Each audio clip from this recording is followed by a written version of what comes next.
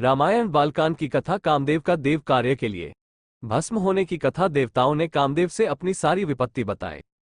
तब कामदेव ये सुनकर मन में विचार किया और हंसकर देवताओं से यो कहा कि शिवजी के साथ विरोध करने में मेरी कुशल नहीं है, फिर भी मैं आपका काम तो करूंगा, क्योंकि वेद दूसरे के उपकार को परम धर्म कहते हैं।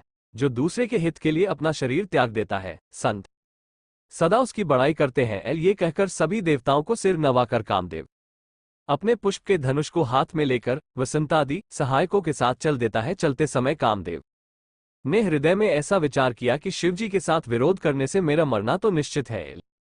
अब कामदेव ने अपना प्रभाव फैलाया और समस्त संसार को अपने वश में कर लिया। जिस समय उस मछली के चिन्ह की ध्वजा वाले कामदेव ने कोप किया, उस समय क्षण भर में ही वेदों की सारी मर्यादा मिट गई।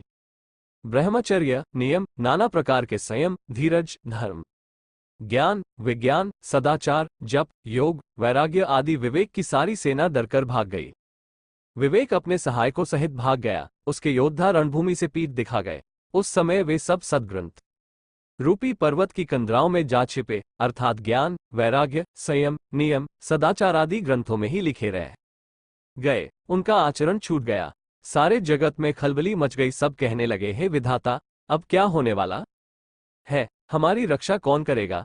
ऐसा दो सिर वाला कौन है जिसके लिए रति के पति कामदेव ने कोप करके हाथ में धनुष बाण उठाया है? जगत में स्त्री पुरुष संज्ञा वाले जितने चराचर प्राणी थे, वे सब अपनी अपनी मर्यादा छोड़कर काम के वश में हो गए।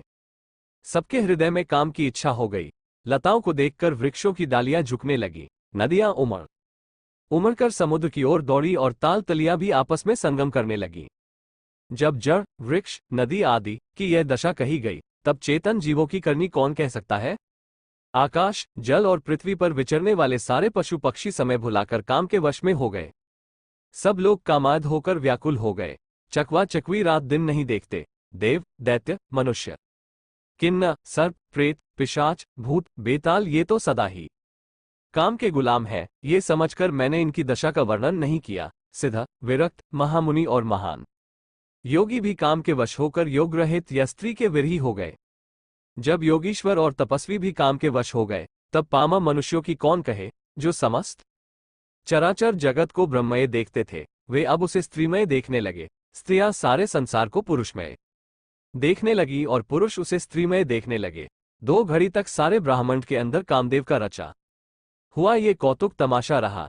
किसी ने भी हृदय में धैर्य नहीं धारण किया। कामदेव ने सबके मन हर लिए। श्री रघुनाथ जी ने जिनकी रक्षा की, केवल वे ही उस समय बचे रहे। 2 घड़ी तक ऐसा तमाशा हुआ जब तक कामदेव शिवजी के पास पहुंच गया। शिवजी को देखकर कामदेव डर गया। तब सारा संसार फिर जैसा का तैसा स्थिर हो गया।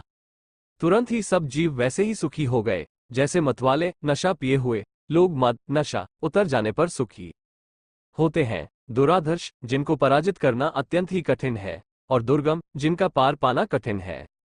भगवान संपूर्ण ऐश्वर्य, धर्म, यश, श्री, ज्ञान और वैराग्य रूप 6 ईश्वरीय गुणों से युक्त रुद्र महाभयंकर शिवजी को देखकर कामदेव भयभीत हो गया। लौट जाने में लज्जा मालूम होती है और करते कुछ बनता नहीं। आखिर मन में मरने का निश्चय करके उसने उपाय रचा। तुरंत ही सुंदर ऋतुराज वसंत को प्रकट किया। फूले हुए नए नए वृक्षों की कतारें सुशोभित हो गई।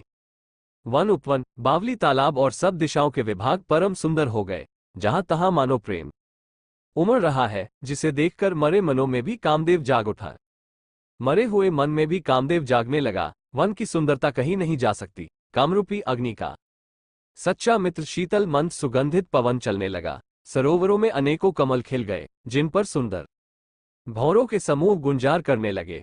राजहंस, कोयल और तोते रसीली बोली बोलने लगे और अप्सराएं गा गाकर नाचने लगी। कामदेव अपनी सेना समेत करोड़ों प्रकार की सब कलाएं करके हार गया, पर शिवजी की अचल समाधि न देगी। तब कामदेव क्रोधित हो उठा। आम के वृक्ष की एक सुंदर डाली देखकर मन में क्रोध से भरा हुआ कामदेव उस पर चढ़ गया। उसने पुष्प धनुष पर अपने 5 बाण चढ़ाए और अत्यंत क्रोध से लक्ष्य की ओर ताककर उन्हें कान तक तान लिया। कामदेव ने तीक्ष्ण 5 बाण छोड़े जो शिवजी के हृदय में लगे। तब उनकी समाधि टूट गई और वे जाग गए।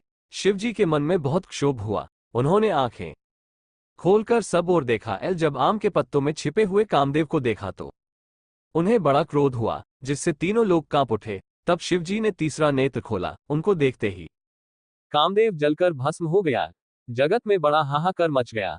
देवता डर गए, दैत्य सुखी हुए। भोगी लोग कामसुख को याद करके चिंता करने लगे और साधक योगी निष्कंटक हो गए। योगी निष्कंटक हो गए। कामदेव की स्त्री रति अपने पति की ये दशा सुनते ही मूर्छित हो गई।